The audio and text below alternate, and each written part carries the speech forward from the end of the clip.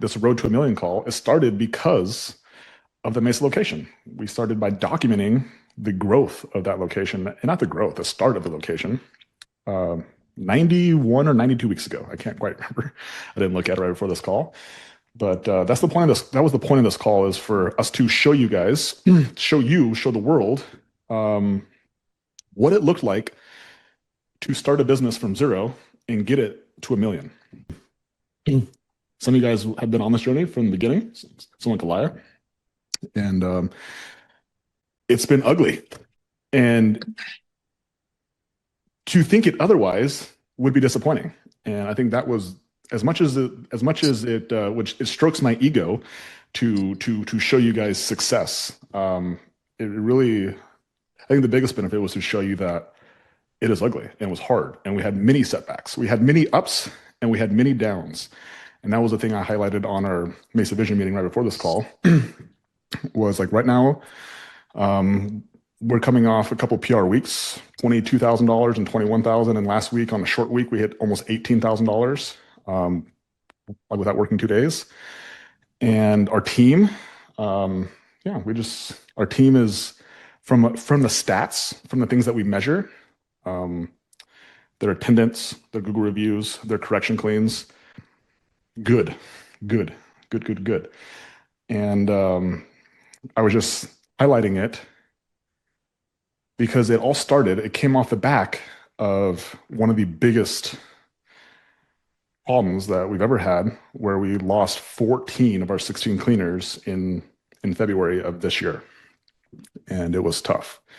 Not only did we lose the cleaners, we lost clients. We lost so many clients. And we had to turn up our marketing spend for clients and our marketing spend for cleaners, and our revenue went down. And we had 1 month, guys. This is the real. We had 1 month where we lost almost $20,000. $20,000 we lost. Yeah, that's the real. That's the real. And we had to push harder. When things got worse, we had to spend more money. We had to work harder, and that is hard to do. But that is what is required. And it is also the only reason that we are now here in December of 2025. Congratulations, guys. Well made it to December. Where last month that business did 83,000. Had a good profit, right? Actually profited. I think it profited close to $15,000 last month. But again, that profit this month, it came from us investing the 20, I don't know how many months we've been in business now, 21 or 22 months before that, where we didn't make any money, where we spent more money, and we worked hard just to get better. And there's a saying that Alex says, and like, I think the more that we can believe it and not just say it, then it allows us to get through challenging times. But if you guys make the goal learning before earning, once you have learned how to actually grow into our business, then you will make lots of money. But until you learn how to do it first, don't expect to earn. And that's why most people struggle, is because they want to earn without learning. But you only learn by making mistakes. You only learn on the back of losing 14 to 16 cleaners, of spending more money and your profit and your revenue going down. And that was the real reason why we started this call 90-some weeks ago, was to show you it's not sexy, it's not pretty, and it's definitely not perfect. And we learned that from the first business that we got to $1 million, and that's the one that Elia is currently running in Montana. And so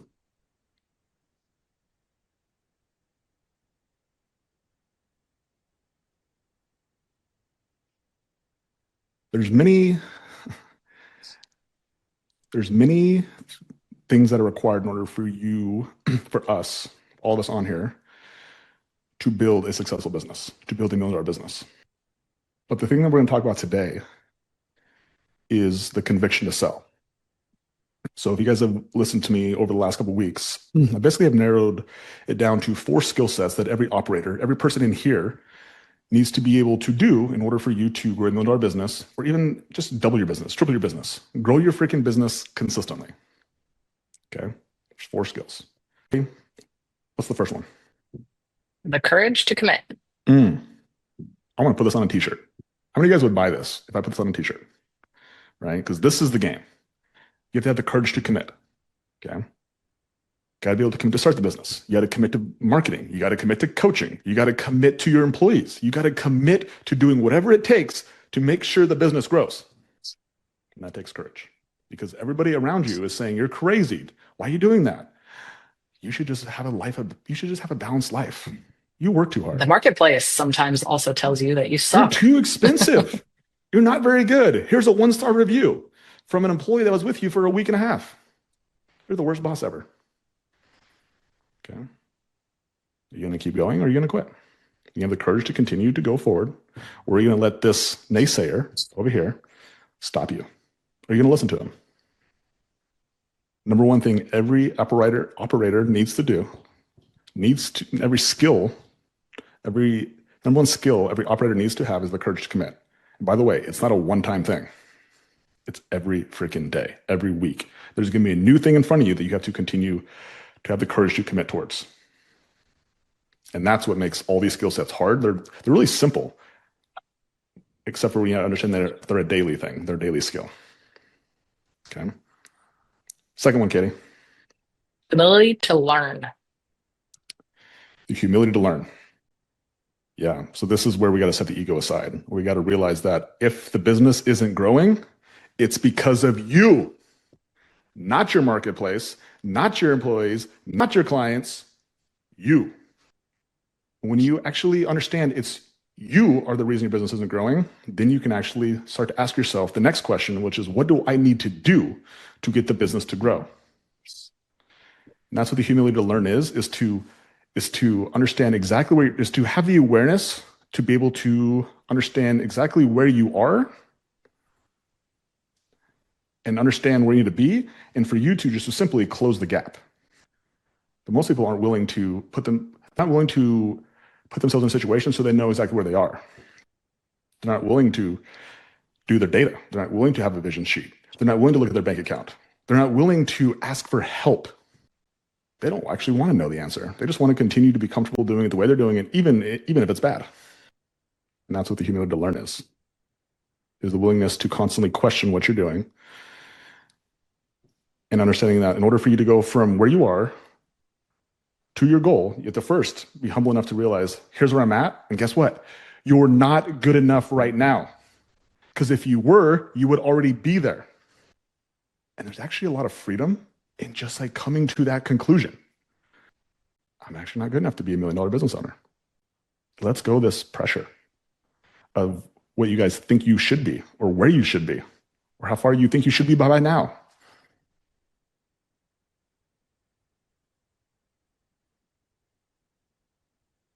And it just is. Because when we can start with just is, then we can start making progress on where we need to be. Because where we need to be is actually pretty simple. Like 83K, I can tell you exactly what the math is. 14 cleaners, working 28 hours a week, make it happen, right? $19,000 a week in revenue, 4 weeks in a row, $83,000. The math is there. You just got to see where are you at and are you willing to do what's required in order to start to close the gap on how many cleaners you have, how many hours they're working, what your revenue is. Are you willing to close the gap? Okay. Humility to learn. Number 2. Katie, what's number 3? The conviction to sell. This is the one we're talking about today, my friend. So I'm gonna pause on the going down. Like this whole call is me based on this. So I'm gonna pause on this one because this whole call is on the conviction to sell. But Katie, what's the 4th one? The self-control to follow the plan. Yeah, it's funny because when I made these, I was under the assumption that everyone had a plan, and for everybody who's inside the mentorship, specifically people who are inside one-on-one coaching, like you guys actually have a plan. And that plan is actually all based around the vision sheet. It's all based around your data. It's based around here's where you are versus here's where you want to go, which is what we talked about in the humility to learn aspect of it. And the only reason that like when you do one-on-one coaching, it shows you have at least a piece of the humility to learn. Like I said, like it's not like you're like none of these things are 0 or 1. So the idea or the expression is binary. It's either you do have it or you don't have it.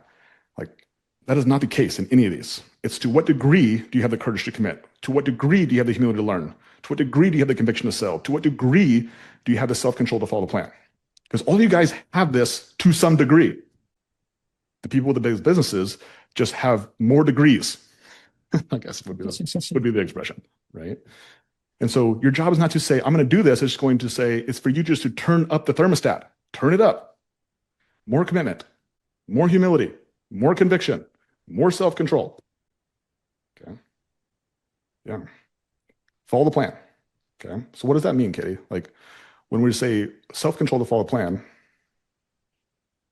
what does it actually Do mean? what's required to make the business grow, despite it not feeling good. Yeah. I talk about Julia a lot because I think I have her call on Mondays. So like I have her one-on-one call on Mondays. But she just finished last month, which was November, at $99,500 in a short month. And she was talking about how like it doesn't feel good. She wants to cry. And by the end of the call, I just was like, I appreciate you so much for your ability to follow the plan, even when you don't feel like it. And that's the thing that like nobody in here, unfortunately, you guys don't get to be able to experience this. Like I feel like I'm cheating. I feel so lucky that I get to experience success, not just in my businesses. Again, I've created $2 million businesses from zero, but I've also helped 6 now. Ooh, we just added one more. I've helped 6 other businesses hit 83K. We just got one more that added, and I'll share more about that here in a second. I coach 6 other people who also have built businesses from zero to 83K. And the thing that I just like, well, I would love to be able to just like share with you guys is that it's hard. Not a single person had it easy. All you guys get to see is a testimonial. You guys go into the mentorship group and you guys see the testimonial of Julia. I hit $100,000 in 14 months of business. Or Jacinta, I've been in business for 25 years, but this year I went from 36,000 to 83,000. Like totally opposite ends of the spectrum, both to the same goal. Okay, and you have everybody in between there. Every single one of those stories, they had to do those 4 things, but the biggest one, they had to have the self-control to follow the plan. And what that really means is like they got uncomfortable, they got scared, they had fear, but they got on the phone calls anyway. They made the offer anyway. They invested in marketing anyway. They did the thing anyway. And as simple as it is, as simple as those 4 things are, it's very challenging, guys, to do it day in, day out, week in, week out, month in, month out, year in, year out. But those are the 4 things. But today, my friends, we're going to go deep on the conviction to sell because it is the thing. It is the thing. It is the hard skill that is required in order for you guys to grow in our business. You have to be able to sell. And so if you guys got on this call, the headline was the secret ratio that lets you market for free forever. Well, here's a spoiler. How you can market free forever is you convert your leads by selling them. That's how you market for free forever. You got to convert leads. And so for all you guys who do one-on-one coaching, like this is not new to you. This is actually something we talk about every single day. But for you guys who don't do one-on-one coaching, for some of you guys who are not even inside our mentorship or inside the community, might be brand new to you. But just understand that it's new to you, but like this is how we're able to predictably and consistently grow businesses is by this marketing ratio. Just because I can spend as much money as I freaking need to in order for the business to grow and actually make money on marketing, or I at least break even. And that's what I'm gonna teach you guys today is the marketing ratio that allows you to market for free forever at minimum, but if you get really good, you actually can make money with marketing. And instead of saying like, I don't want to spend more money, you're like, how do I spend more money? Because you understand how you get more money back when you market. Okay.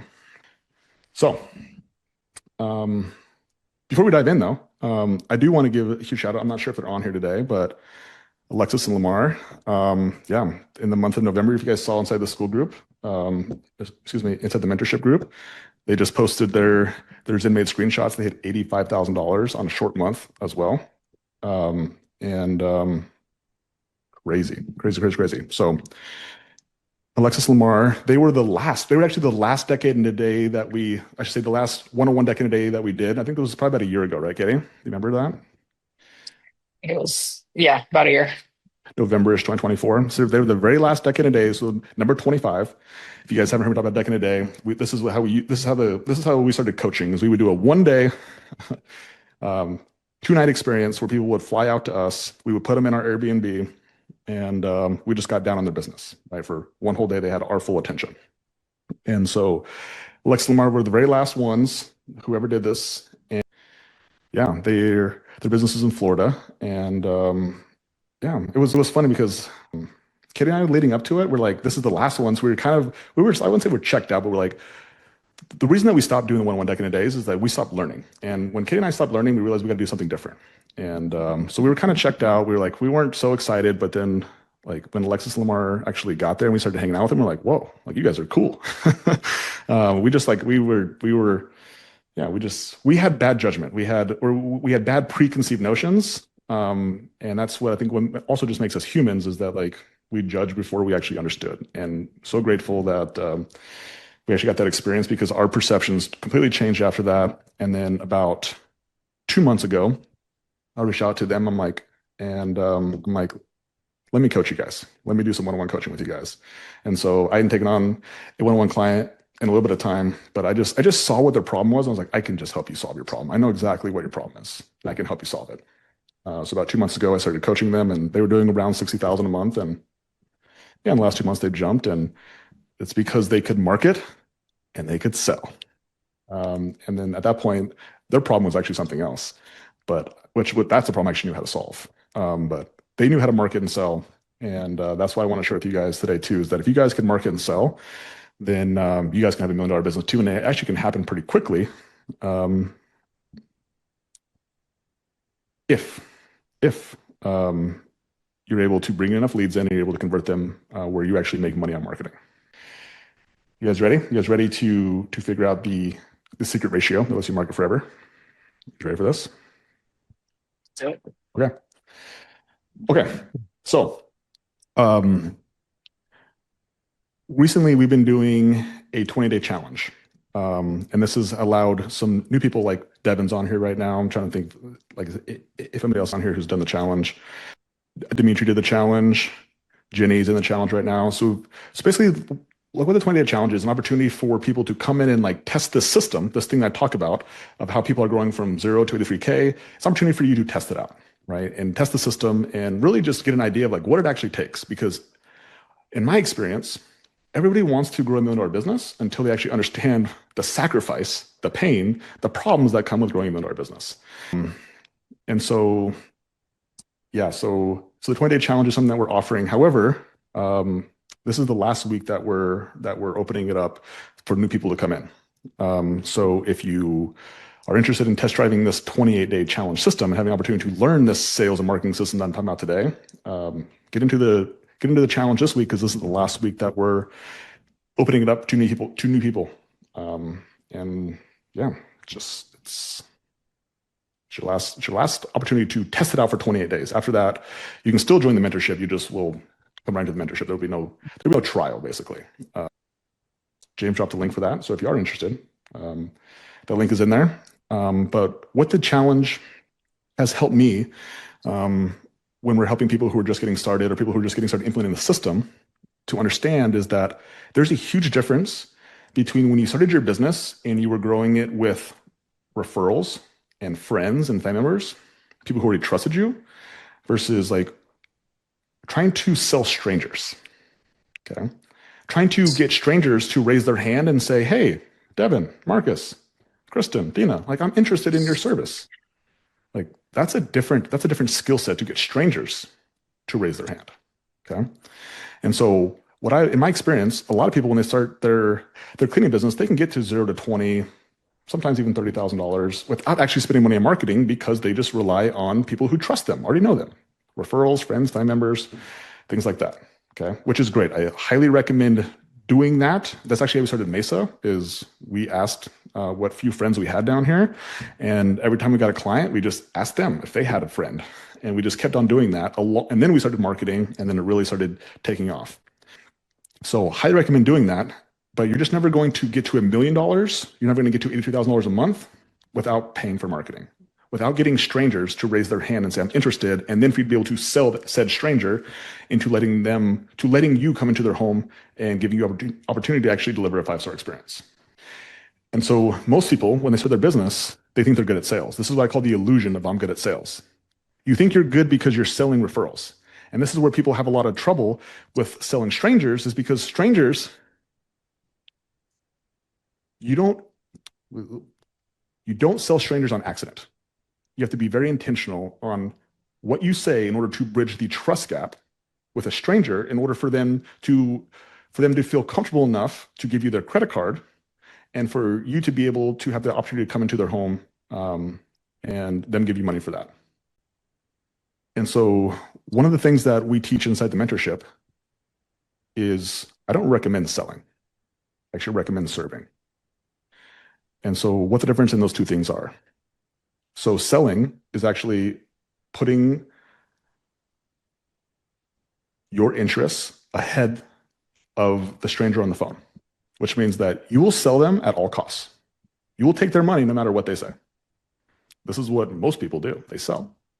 And this is why most people are very bad at selling strangers, because strangers don't like being sold. You know what strangers love? They love being served. And so what does this mean? It means that you actually put the stranger's interests ahead of your own, which means that you don't take their money unless you believe you can solve their problem. And strangers like that. And strangers build more, and strangers start to gain trust in you when they understand that that's your priority, is them over you.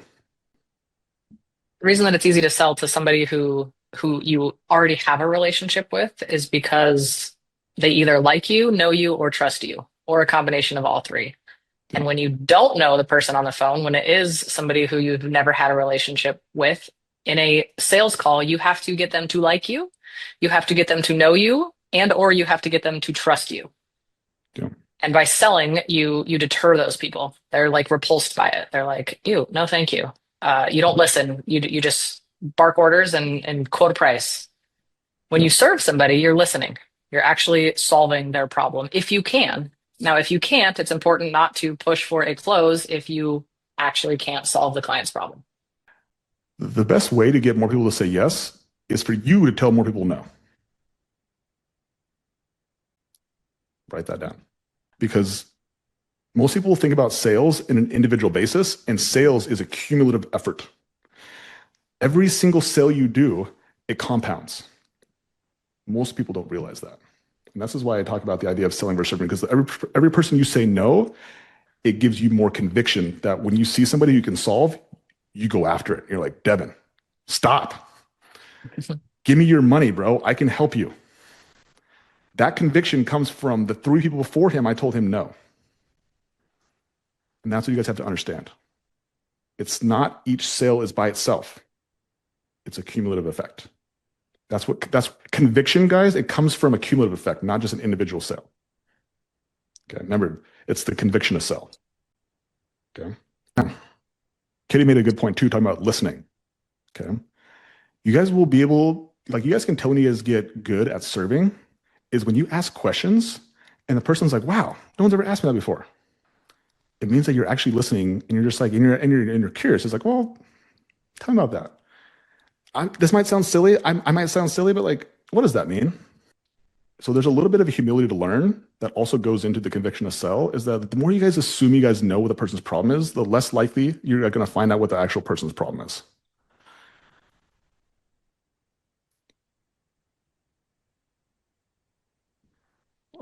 One of the things that has been something that has been a running joke in my family at the moment is, you guys know when somebody says, like when someone says something like, yeah, like, right?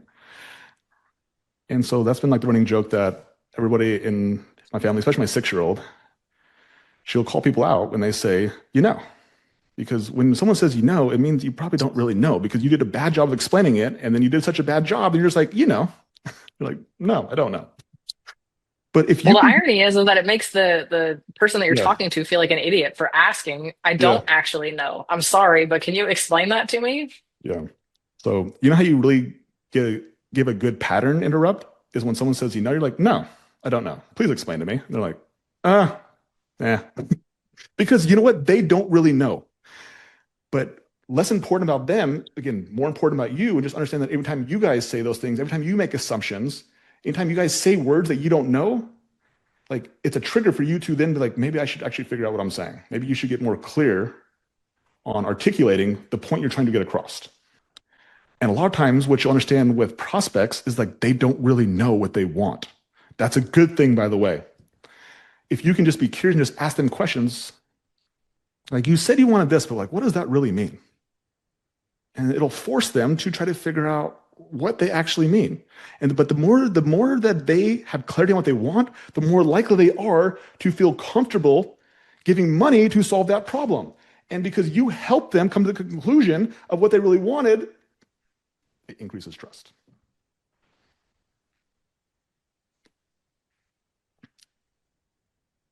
And so the best way to close the gap on the trust on somebody who gets on a phone call who doesn't know who you are, to close that trust gap is to ask questions and to genuinely be curious and like really want to solve their problem. Because by doing that, like the person actually feels like their interests are ahead of yours, which makes them feel more confident to give you money because they also feel confident that if you do a bad job, you'll give the money back. Which, how many of you here guys would actually do that? How many guys would actually give someone's money back if you did a bad job? Okay, cool. I believe every person in here would do that. I just saw on our vision sheet today. I told you guys we just had a vision sheet. We had to give a full refund to somebody last week. Karen something or another. Hirsch or Kirsch or something. I don't remember. Like we do it every single week. Also, another problem of growing a big business is you do a lot of cleans, which means you have to have a lot of new people. And this person actually was a recurring client who we had to give money back to. It's a part of the game as well. Right? But every single time I'm giving money back. If we didn't do a good job, I'm giving money back. Because I value the relationship, the reputation over money. And if you guys can take that concept into a sales conversation and you can get someone to believe that, then they'll trust you more because like, what is their risk then? If they really believe that, I believe that if this person does not fulfill um, on what they said they're going to do, then they'll get their money back. So like, what do I have to lose? And that's the thought process you want prospects to have is like low risk, high reward. You articulate that to prospects. That's actually how you can build trust too with strangers faster. Just like, hey, and if you don't think like you could actually say this, I used to say this when I first started, when I was less confident, but I was like, if we don't do a good job, like I'll give your money back to you. It's like you have nothing to root, like you have nothing to lose. You have everything to gain. And I believed it. I believed in my team. I believe that even in the worst case scenario, even if we didn't do a good job, like I was okay, give them money back.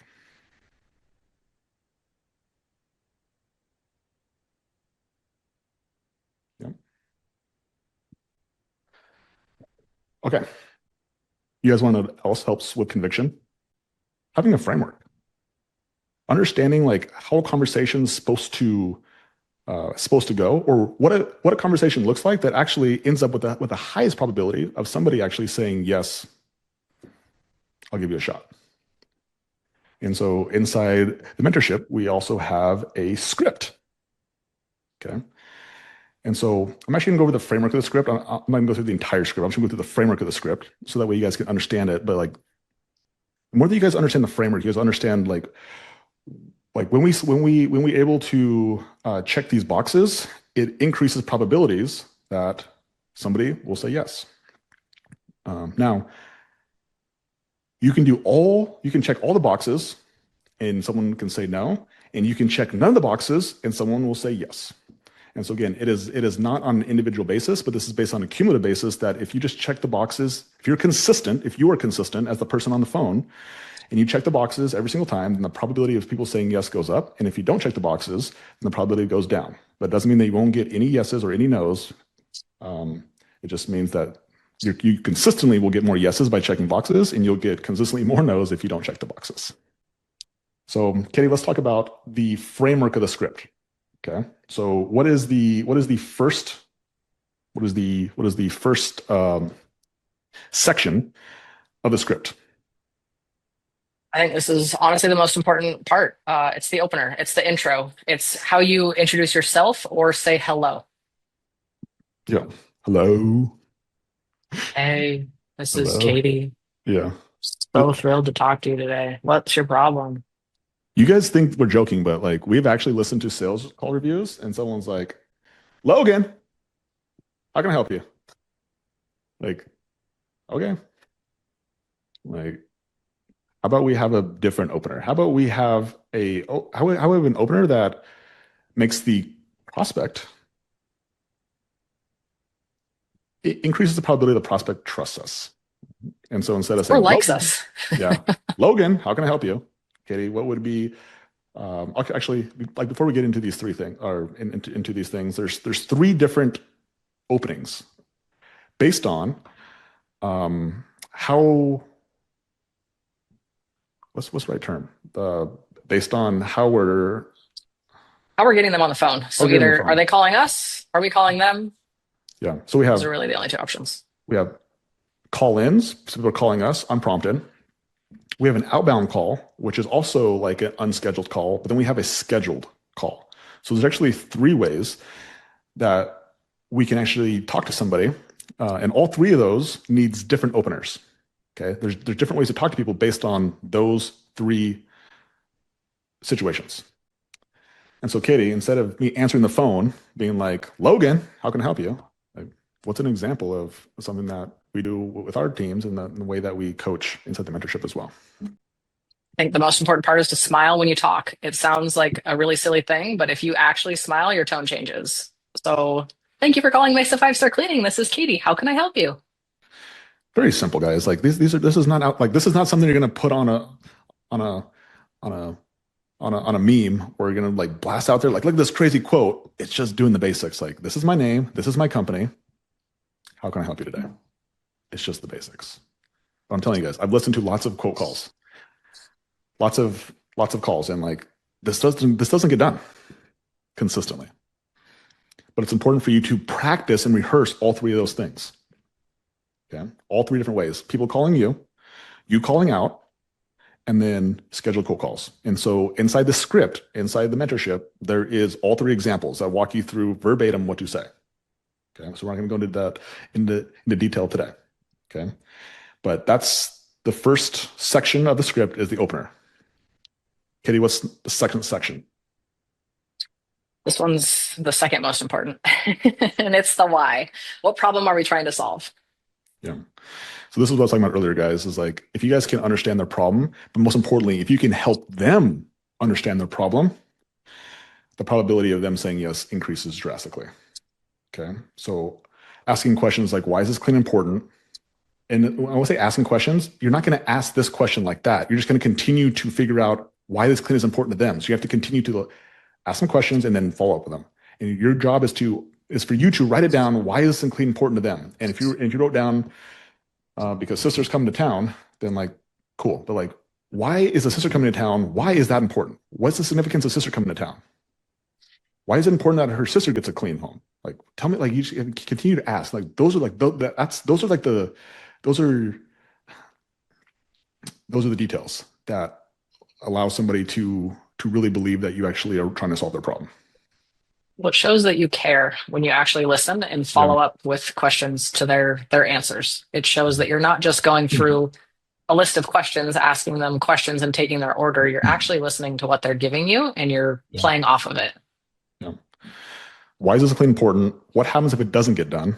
Like, so what are the like if this doesn't happen, what are the consequences? Why not just do it yourself? Right. And if out of all the services out there, like you could choose anybody, like what is most important to you? Is it money? Is it convenience? Is it time? Is it trust?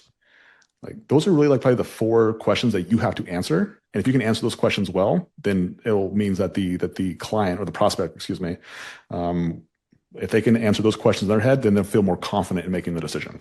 If they understand why it's important, if they understand what happens if they don't, the consequences for it not getting done, if they understand why they don't want to do it themselves, and if they understand like what they're actually looking for in a service, and if you can check all those boxes, they'll pick you. Okay. Okay. Number three. Katie, what's the third section of the script? Yeah, we need to know whether or not they are looking for just a one-time cleaning or something on a consistent basis. Yeah. Yeah. So this is mainly for the offer that we use for this specific script is we need to know if they really are just a one-time client or if they're a recurring client, then we can give them a deal. So that's good information for us for what is this number 6 that's coming down the pipeline. But let's talk about number 4. So what is number 4? What is the fourth section of the script that we need to know? Yeah, this one's, I love this one. I love putting weight behind this one. We need to identify whether or not this avatar has used a cleaning service before or not, because how we are going to talk to them and how we're going to deliver the value is going to be different if somebody has previously had a recurring service by another cleaning company or somebody who's never experienced a professional cleaning. How we communicate the value to them is going to be different. Yeah. Yeah. This helps us ask better questions too. This helps us, yeah, this helps us speak to them. Just like what Katie said, this helps us speak to the right person, and that helps build trust. So everything goes back to building trust. Okay, so let's recap these before we get to the bottom half here. So number 1 section of the script The opener. intro, Number 2, understand their problem, number 3, one time versus recurring, and then number 4. identify the avatar. Cool. As So you guys guys, notice, the whole top section of the framework is questions. You are listening. This is the time that the client is doing more speaking than you. have you guys ever had like a bad sales experience? Have you guys ever got on a phone call with a Yelp guy trying to sell you advertising? That's my bad experience that I remember. I was telling the story the other day. This was when I had my gym. Got on a sales call with a Yelp guy, and I was on that call for over an hour. I remember on my couch. This is before Katie and I lived together, and I was on that call for an hour, and I never said a word. He just talked the entire time. And what I've realized is the worst salespeople talk the most. The best salespeople ask the most questions, and they talk the least. And so it's a really good. Again, it's not everything because sometimes you need to talk, guys. You like don't like. I'm not supposed to talk. So like, understand this is that the majority of the talking that you do is asking questions. That's good. And then the majority of the prospect talking back and answering questions, also good. That's actually your goal. So if you ask a lot of questions and they give you a lot of short liners, cool, then keep asking questions. That might mean you were talking more, but you just continue to ask more questions. One thing that sometimes our salespeople do is they also like regurgitate back to them what they just said. So we can understand, make sure that I'm understanding you Mhm. correctly. Like you have a sister coming to town and she's arriving as early as tomorrow afternoon and she absolutely hates arriving at a dirty house. Is that right? So reframing exactly what they said back to them so they can confirm that you were listening. Yeah, it's really good. Really solves two problems. Number one, like I said, it helps them know you're listening. But number two, it helps them get labeled with the problem. So now they have this problem that's on them and they can't take it. Like yes, that's right. Like, okay, cool. Now you have this problem, you have it on you. And the only way you're gonna get rid of this is with my service. Like that's also a second piece. So, okay. So those are the first four. Now let's talk about number 5. And this is the one that people will skip the first 4 to go straight to because it's the easiest one. Taking orders, figuring out the logistics, Yeah. bedrooms, bathrooms, home conditions, pets, square footage. Yeah. Give me I will all the say, information I need to give you a quote. yeah, guys, by the way, it's important. You need this information to give a quote because we give quotes over the phone. I'm not minimizing its importance. Most people just skip the first 4 and they get to this and they go straight to this and they wonder why they can't get people to say yes. Just because you become an order taker. Just like Katie said, like this is not a restaurant. We're not taking orders. Like we actually have to understand the problem. We have to help the person be able to believe that we actually can solve their problem.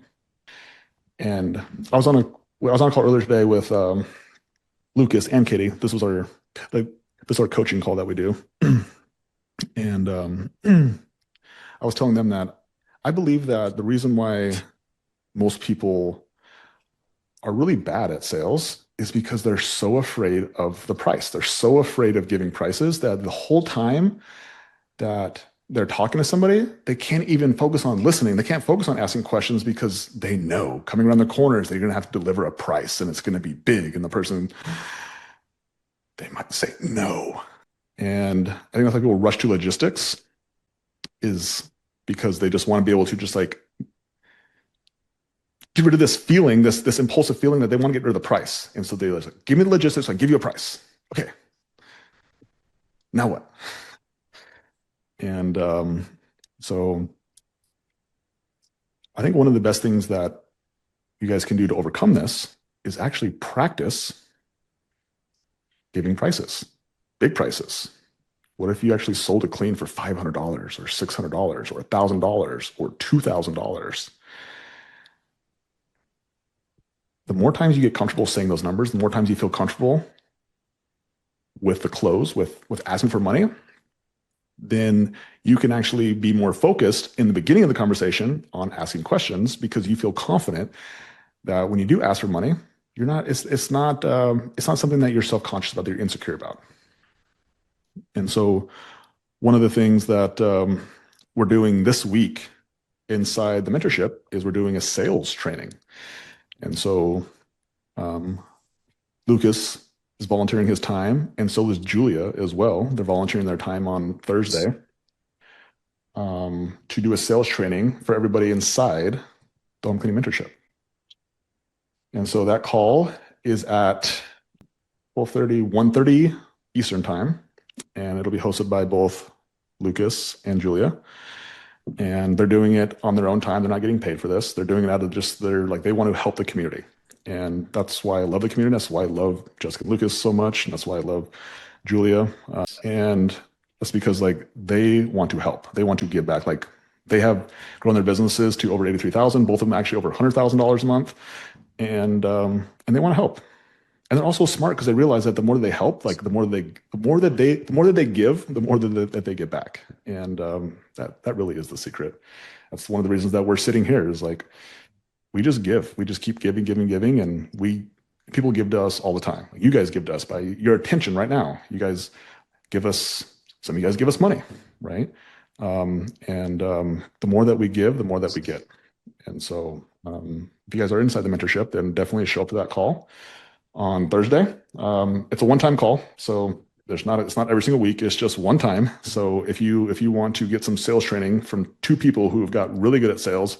By the way, Lucas was actually very bad at sales. That's why I love Lucas so much, because he was bad and he got good.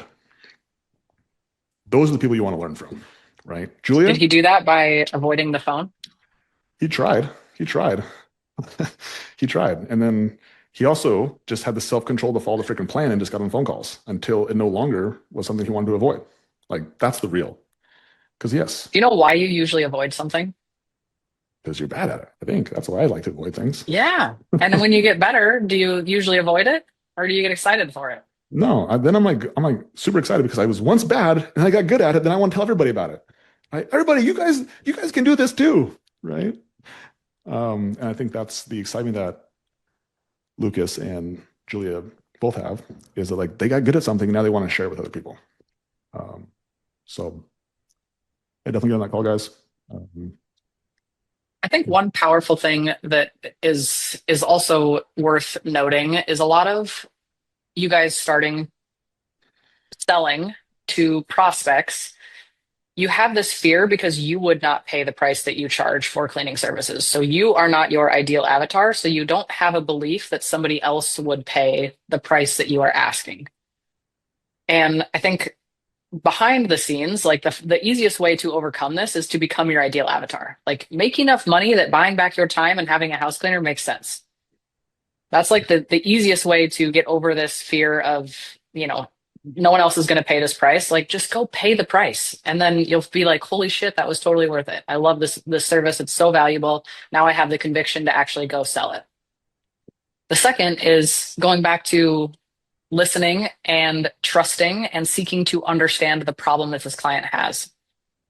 If the problem is buying their time back, like it doesn't matter the price. If you can actually solve the client's problem and you can listen to them, no longer are you insecure and selling from your own pocketbook, but you're actually like caring about the client on the other end of the phone and able to sell that higher ticket price. Really good. Really good. Yeah, it's funny, guys. Like the more successful you get, the easier it becomes because you become more like your avatar. And when you're just getting started, you're so different than your avatar that it makes it really hard. You're just quite literally like speaking a different language. It's like speaking English for Spanish. Like you guys are just like talking, but like you guys don't understand what you guys are like. You don't actually understand the other person at all. And then as you get more successful, as you become $1 million business and up, then like you actually become more like your avatar, where you actually care more about your time than you do about money, and you're willing to trade that said money for time, and that's exactly what your avatar also is doing. So that's why it's important for you guys to become successful. And that's why it's important for you guys to personally grow, because again, this whole game is about personal growth. And as you guys personally grow, your business will follow. And that's the only way it happens. Like a business doesn't grow first and then you grow. It's like you grow and your business follows behind it. And the more that you grow, the easier the business gets. And that's is what it is. Okay, let's keep going the script though. So we have logistics number 5. After logistics, Katie, what's number 6? Number 6, we're going to deliver the recurring offer if the client has told us that they are interested in a recurring service. Yes. Yeah, so we're gonna use a discount for the recurring offer to incentivize both the first time clean and recurring cleans. So I did a whole training on this. I did a release last week inside the mentorship. So there's a post in there. There's a re-release in there. Go listen to that. But that recurring offer, it's the game. It's how you get people to say yes to initial cleans and sign up for recurring. We call this the And if they entrepreneurial don't double want dip. a recurring offer, that's fine. You're gonna quote the price now. Yeah, yeah. You're gonna make them pay the higher price, which is validated by everything in the training. So, okay. After we give the recurring offer and they say yes, what happens then? Now we start talking and Yes. we schedule the clean. Yes. So we ask for the address, we ask for their gate code, we ask where their garbage can is. I guess we're still asking questions, but then we are setting expectations. When are the cleaners going to arrive? What's going to happen between this call and when the cleaners arrive? When they arrive, what's going to happen? When they arrive and they complete the clean, what is the expectation for their walkthrough? Yeah. How's the This part, invoice going to be sent? this part is probably again, is if getting the yes is let's just call that like, that's how we know we're successful. This is how we can, this is how we can ensure that the client has an opportunity to either stay on recurring or do more business with us, is if we can get this part right. Because really, guys, what we're doing is we're understanding the client's problem. We're going to relay that inside our CRM. We're gonna put notes in there for our cleaners to actually use in order to go deliver the experience without ever having talking to the client. And so that's really our job, is we're the middleman, we're the communicator between the client and the cleaner. And our notes is what the cleaners can use in order to be able to meet the client's expectations. And that's why I think this is a silly thing to offload or to have like a VA do or somebody else do. Like, you guys who are doing the sale should do this part. And I've seen this happen so many times. And I don't like it, because it just makes it more complicated, and it gives one more person to be able to play in this game of telephone. That makes it harder for us to be able to communicate exactly what the client wanted to the cleaner so they can deliver a 5-star experience. But once they say yes, like, this is where the real work begins. We need to make sure that we actually can set expectations and deliver on them. So that's number 7. Katie, what's number 8? Collecting a deposit. Yes. Yeah, this is something that we have started doing in the last 3 months, I believe, 2-3 months. And we started it just in our Mesa location, our Arizona location, and now we have made it mandatory in our Bozeman location as well, because it works. And originally we just asked people for credit cards. So if you guys have been doing that, good first step. But now we ask for a $100 non-refundable deposit. It also works. And nobody who would have said yes to the credit card has said no to the $100 deposit. Do that. It works. And then number 9, Katie, what's the last thing Yeah, on talking our about script? the cancellation policy. So letting them know what happens if they do cancel within 48 hours of their scheduled appointment. Yeah. And so when it comes to deposit inside the mentorship, there is a script. There is exactly what to say to get the deposit. It's super simple. The cancellation policy as well. All 9 of these things. So let's go over them one more time. But inside the mentorship, guys, so you guys are inside the mentorship. You haven't gone through the sales script. Like go through the sales script. There's actually exact words to say. This is just the framework. Number 1, we have the opening. Katie, what's number 2? Understand their problem. Number 3. One time versus recurring. Number 4. Identify the avatar. Number 5. Logistics. Number 6. The offer. Number 7. Schedule to clean. Number 8. Collect the deposit. Number 9. Review the cancellation policy. So earlier, guys, when I said you're not going to accidentally sell strangers, this is what I'm talking about. You don't accidentally do all 9 of these things every single time. And so that's why it's important for you guys to understand the framework. And so when you guys follow the framework on every single sales call, you increase the probability that people will give you their credit card, give you $100 deposit, and let you come to their home and clean. It happens on purpose. And so the reason why that's important is for you guys to be able to convert your leads is because how do you know if your marketing works is really going to be dependent on if you can convert the leads. So it's not how many impressions you get. It's not how cute your ads are. It's not if you like the ads. It's not even what your cost per lead is that determines whether your marketing is working or not. It's your marketing ratio. Okay. And so this is what the whole point of this call was about. Now, before we talk about marketing ratio, I have a lot of people who are brand new to the mentorship, or people who are outside the mentorship. They'll ask me questions about my lifetime value and my cost to acquire a customer. These are some numbers or some phrases that you'll hear, some of the bigger entrepreneurs on the internet talk about. Like Alex definitely talks about this. You'll definitely hear other entrepreneurs talk about these type of numbers. Okay. Now, while these numbers are important, they're useful long-term data. They're useful for valuations. Like if I want to come in and I want to buy your business, Kristen, as an example, sure, I want to know what your LTV is. I want to know what your CAC is, right? However, for you to grow your business, those numbers are not relevant to you. Like that, those numbers do not help you for you to determine, is my marketing working or not? Not in the short term. And so the number that actually matters is your marketing ratio, which, by the way, guys, is very, very simple. It's how much money you spend on marketing versus how many new sales, your new sales revenue you made for that week.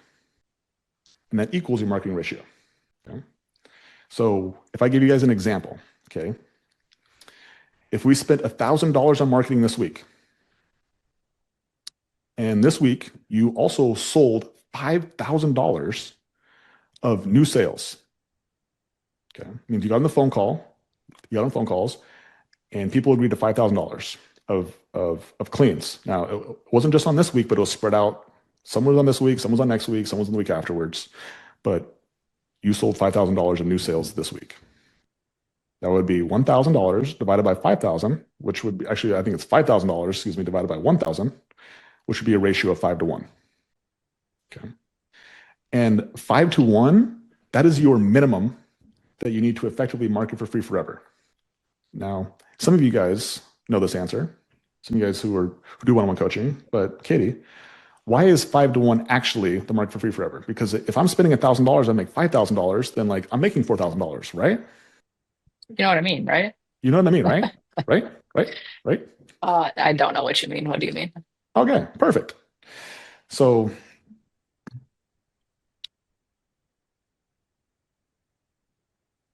the average cleaning business operates on a 20% profit margin. So what that really means is that for every $5 that a cleaning business makes, you get to keep one of them, right? 1 divided by 5 is 20%. So what that really means is that for every $5 you make, you get to keep 1. So when it comes to you spending $1,000 and making $5,000, you only get to keep 1,000 of that dollars. And that $1,000 you kept actually went right back into marketing. Now, if you spent $1,000 and you made $10,000,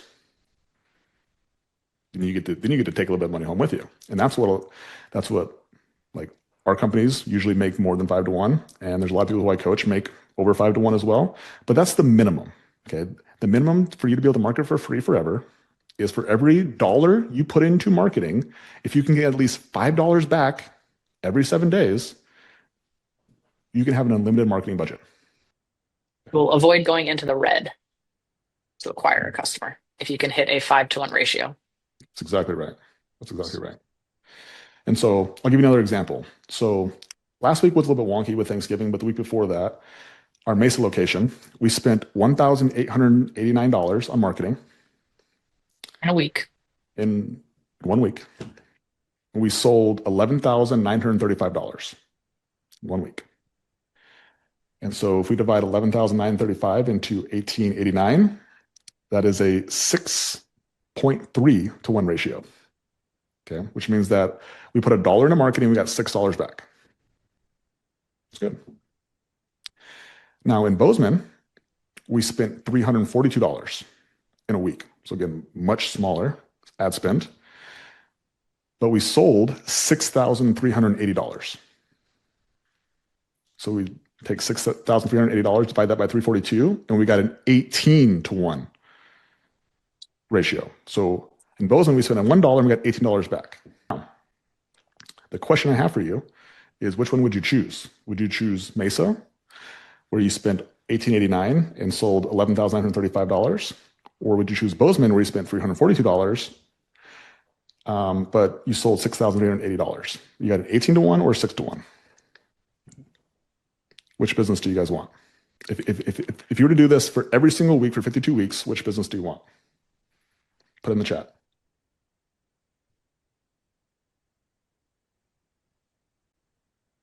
It's 100% a real question. I love this. So for you guys who are just listening, you guys can't see the chat. Every single person who has voted for Bozeman. It's not the business I would pick. So while the marketing ratio is important for your security to make sure your marketing breaks even, the number that matters the most is how much money was actually sold.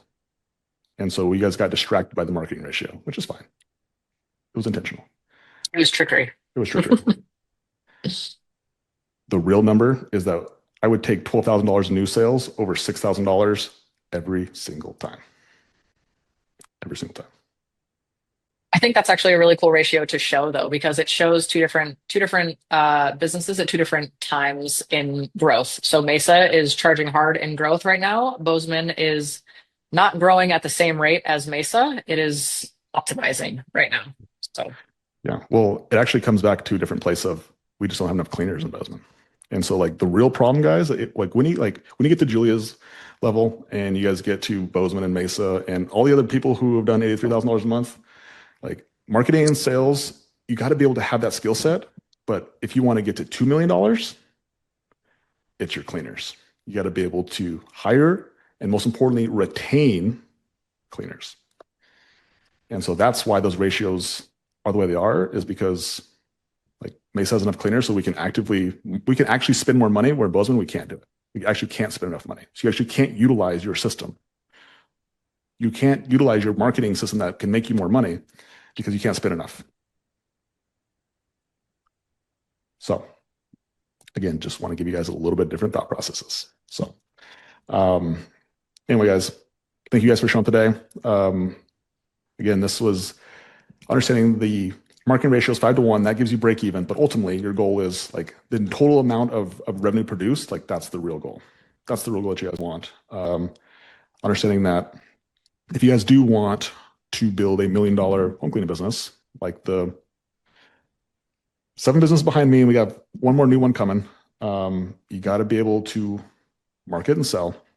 And for all you guys who are like writing things down, this call will be uploaded into the Road to $1 Million replays, and the notes also will be uploaded in there, so you guys can grab all the notes as well. Those are all. If you guys are inside the mentorship, it'll be inside the mentorship. If you guys are inside the free home cleaning courses group, inside the free group, it'll be in there as well.